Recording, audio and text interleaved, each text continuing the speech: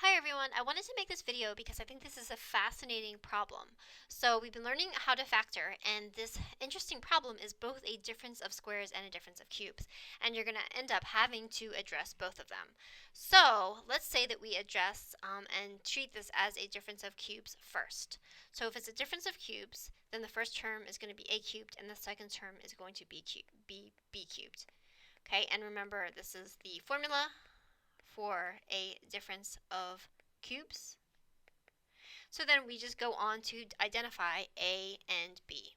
So if a cubed is equal to 64x to the sixth, the way we find,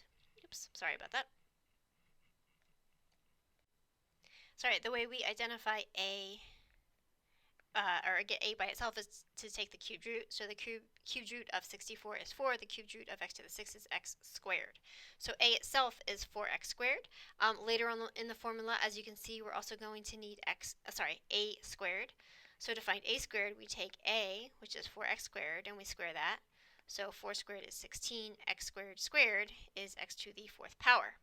Okay, then we turn our attention to b, which is pretty straightforward because b cubed is just 1. If we take the cubed root of both sides, we find that b itself is 1. Of course, b squared is also just 1.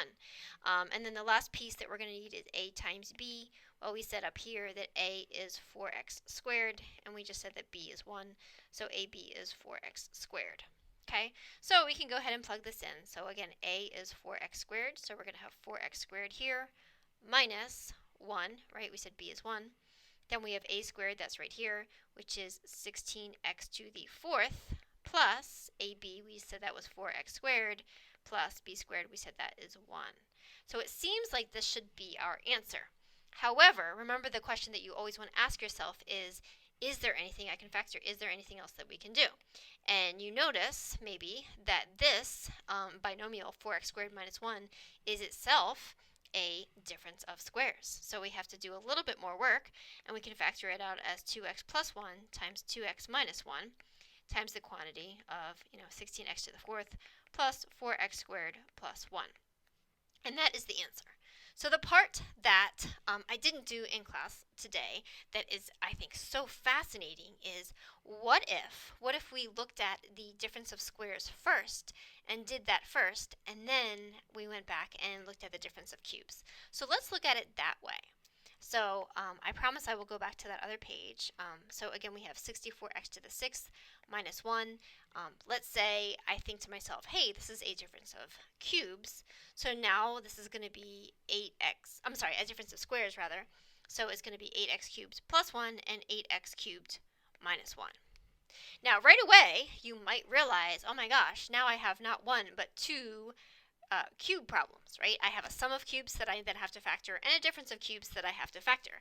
So noticing that, if you realize that you have to keep going and have to do not one but two extra factoring problems and both of them are cubes, you might just stop, abort mission, and decide, nope, I'm going to treat it as a difference of cubes first. But let's just say I didn't think that to myself. I said, okay, you know what? I'm going to plow on. I'm going to keep going. Okay, so, sorry about that. So if I do that, so then I have to factor my sum of cubes. So my sum of cubes here is going to be 2x plus 1 times the quantity 4x squared plus 2x plus 1. So if you're trying to keep track of this, maybe I should do this, see if I can do it in a different color. So this part right here factors to this part right here. Okay, so now we have to do this part. Okay, I'll do it in green. Okay, so now we have to factor the difference of squares. So, also I think I made a mistake with my sign. Hold on 1 second. Okay, this should be a subtraction sign. Sorry about that. There we go. Okay, so we have 8x cubed minus 1. So now, again, we're treating this as a difference of cubes. So it would be 2x minus 1 times the quantity 4x squared plus 2x plus 1. Now this is where I think it gets really fascinating and interesting, right? Because if both of these processes are mathematically correct, then this answer right here should be the same as this answer right here, Okay, but as you can see, it's not. So it's kind of unfortunate that I have these on separate pages. So I'm sorry, I'm going to have to toggle back and forth. So let's see if we can break it down and match up what part is the same and what part is different. So I have a 2x plus 1 here. If I go back here, I also have a 2x plus 1. So far, so good, right? Then I have a 2x minus 1 here, and I also have a 2x minus 1 here, right? So the part where it starts to be different, hopefully we can agree, right, is, see if I can maybe underline it, right? I have two factors here. I have a 4x squared minus 2x plus 1, and I have a 4x squared plus 2x plus 1 in this problem, right? But these two trinomials don't look anything like this guy, because this is just a single trinomial, which is 16x to the fourth plus 4x squared plus 1. So I was looking at this problem and kind of staring at it and wondering why they were different. So what you can do, as you might have anticipated or guessed, is you can actually expand this, so that's what we're going to do, and prove that these, when multiplied together, give you this other trinomial. So let's just prove it. So we have 4x squared times 4x squared, so that's 16x to the fourth. Okay, I'll do nice little colors here so we can keep track of things. Then we have 4x squared plus 2x, that's going to be 8x to the third power. Okay, moving down in our rainbow here, then we have 4x squared times 1, so that's just 4x squared. Okay, then we have negative 2x times 4x squared, so that's negative 8x to the third. So already you can start to see, right, some of these terms, like the positive 8x to the third and the negative x to the third, you know that some of these are going to cancel out. So that's good news, right, because probably we're going to get reduced to that other trinomial. But let's keep going. So we have negative 2x times 2x, so that's negative 4x squared. Again, hopefully you can see, hey, you know, that's lucky because these guys are going to also cancel out. But again, we'll keep going here.